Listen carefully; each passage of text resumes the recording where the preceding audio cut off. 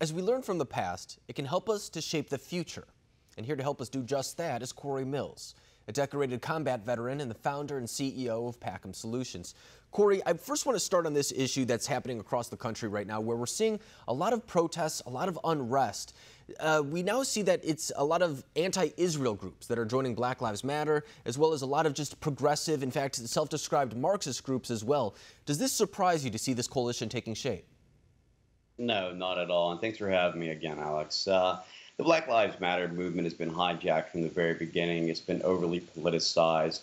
The anti-Semitism, which was seen in Fairfax District there in LA, where they vandalized synagogues with graffiti that read "Free Palestine" and an explicit "I won't throw out Israel." So it's not uncommon to see this being overly politicized. We've seen Nancy Pelosi and the Gang of Eight continue to try and politicize this, even though she couldn't even remember George Floyd's name. He was Mr. Kirby. So again, this is no longer the vandalism, the anarchy. It's not about the Black Lives Matter or inequality. It's really just about being anti-government and trying to have the left use this to their advantage to raise funding. And even when we talk about what is happening right now regarding the most recent protest that you mentioned on Fairfax, it wasn't too long ago, about a month ago actually, where that street was completely rioted and looted. I was covering the protests there, and you didn't see too much mention of George Floyd. It was, to your point, very much so hijacked by opportunists who didn't want to do anything else other than infuse their own selfish reasons for why they were there. A lot of looting, a lot of just vandalizing, breaking into buildings. It was things a lot like that. But that's not to say the movement within itself is illegitimate or anything like that, but it's to the point that it has been hijacked for a big part of this country. And when we talk about this more broadly, what do you think that the GOP response should be? Do you think it's been strong enough thus far?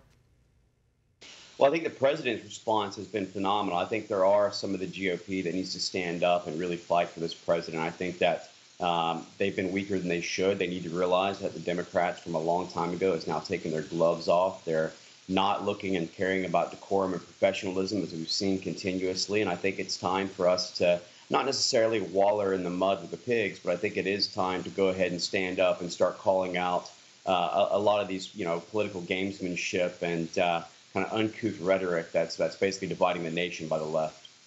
And while I have you here, too, I want to get your input on a story that's been all over the headlines recently, and it's this idea of alleged Russian bounties that were placed on the heads of U.S. service members abroad. It's something that, if true, would be very problematic, but the problem is a lot of people are having a hard time believing this information because of course, the bias of some of the outlets that are reporting it, as well as the denials coming from the White House right now. So when we look at the situation that is presented to us right now, does this seem like something that is plausible? And can you kind of break down the level of what goes into the information sharing process that goes on behind the scenes?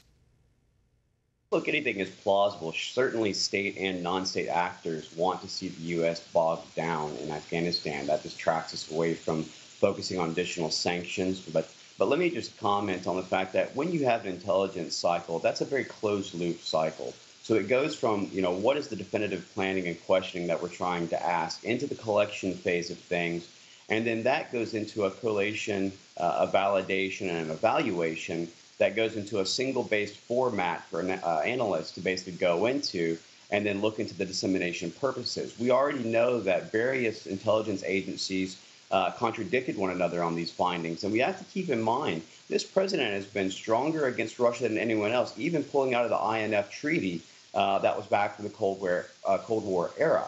But we also need to look at whether or not this was counter-intel. The Iranians are very much embedded there in Afghanistan. The current leader of Quds Force, who replaced Qasem Soleimani, who was killed in the president's counterterrorism strike, that was his area of operations to spread Iranian ideology.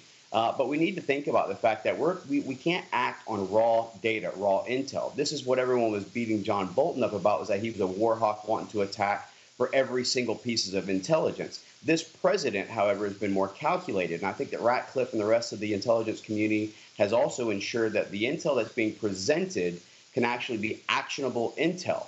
The Democrats and the Gang of Eight, again, they want to try and go after the president, even Chuck Schumer and Nancy Pelosi, about why this wasn't being enacted for, action when this intelligence came forth. Well, why don't we go back a little bit? Why wasn't things being actionable intelligence when we watched in Benghazi under Hillary Clinton, President Obama, and Joe Biden, when we lost Ambassador Chris Stevens, Sean Smith, Tyrone Woods, Glenn Doherty. And I don't need to actually have to try and remember their names, unlike Pelosi. These are actual victims of credible intelligence that the Obama administration failed to act on. This president believes in getting validated intel, which enables us to basically have an action plan that we can look for further sanctioning or to take further action.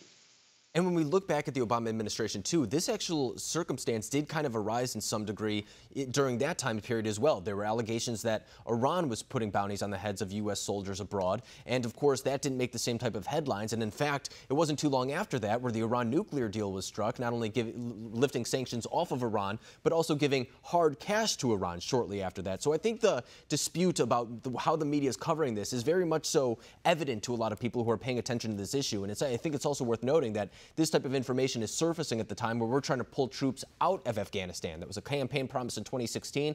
It's something that a lot of Americans want to see. So I think that also adds a degree of confusion to this topic right now. But Cory Mills, I appreciate you coming on, breaking down this issue for us. Thank you.